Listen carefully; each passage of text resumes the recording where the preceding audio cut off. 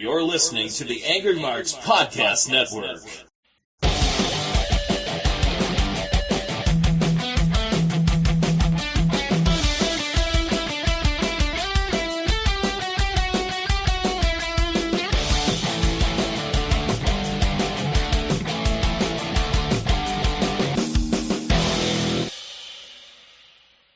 Hey guys, welcome to Jordan Garber's World here on AngryMarks.com. I am your host, Jordan Garber.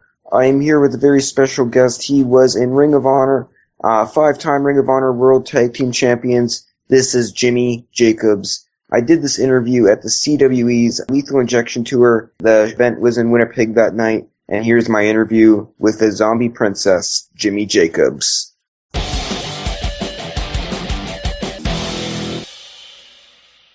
How are you doing today, man? I'm all right, yes.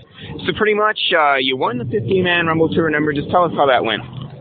It was 50 guys, one guy coming in every 1 minute. I entered at 24 and somehow made it all the way to the sole survivor, man. And now I guess I get a title shot. I think that's how the deal works. Pretty much, tell us how you got your start in professional wrestling and what got you into it. My brother loved professional wrestling. He's 3 years older than me, and being my older brother's younger brother, I was into whatever he was into.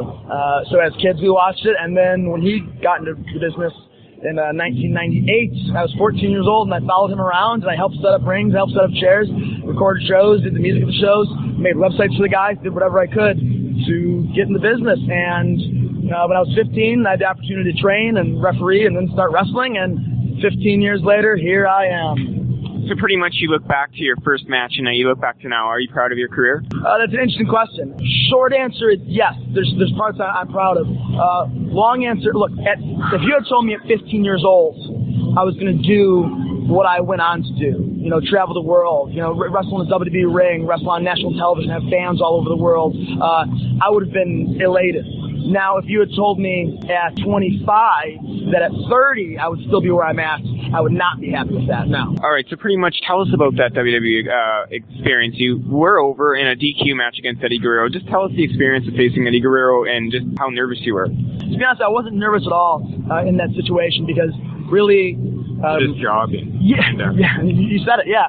There's no pressure on me to get over. I just have to do my job for the other guy, Eddie Guerrero, who was an angel. I was 21 years old, and I was happy to be in town. It was in Reading, Pennsylvania. I had to be staying there at Chris Hero's house for the week. And I called my buddy Paul London, and he said, hey, just come backstage, come hang out. So I just went to SmackDown just to hang out, and they needed somebody to work with Eddie. And they chose me. Jimmy Yang said, hey, that kid over here, he's good, he can sell for Eddie, and it was great, man. I went up to Eddie and I said, hey, Eddie, I'm Jimmy Jacobs. We're going to be working together tonight. And he said, Jimmy, I just want to apologize right now. This match needs to be 100% me.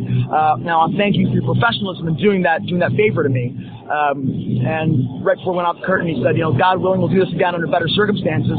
But I guess we didn't realize that he already made those the best circumstances I could possibly work with him in. I was 21 years old. That was my first time in a WWE ring, on television, first time in a WWE ring, first time on national television. That guy had already, he'd been to WrestleMania, he'd been world champion. We couldn't have been further on the totem pole from each other. And for him to treat me like equal, not just equal, for him to humble himself to me, it was tremendous. And I learned a lesson that day. That it doesn't matter where you are in the business, it doesn't make you better than somebody else's person. It doesn't give you the right to look down on somebody, to treat somebody worse than you because of your levels in the business. Eddie Guerrero could have done that to me at that point in both our respective careers.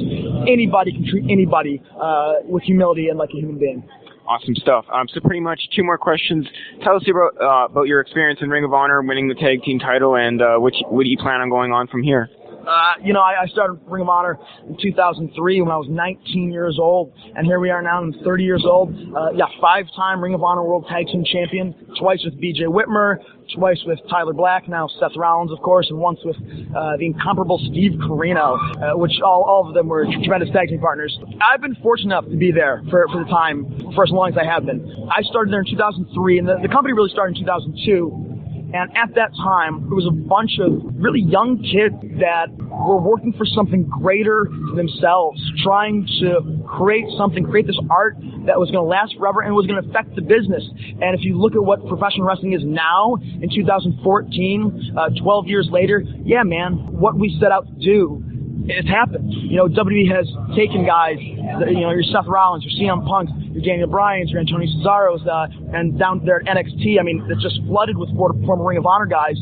So we have made our mark in this business, and I've been fortunate enough to be there and see these guys come up and see these guys come along. I've been fortunate to work with some of the greatest professional wrestlers to ever step foot in the ring. Valuable piece of advice to anyone wanting to break into business as what I'm doing in the media side or as a wrestler. Any valuable advice to give to the fans here? Yeah, if you want to get in wrestling, just shoot yourself now.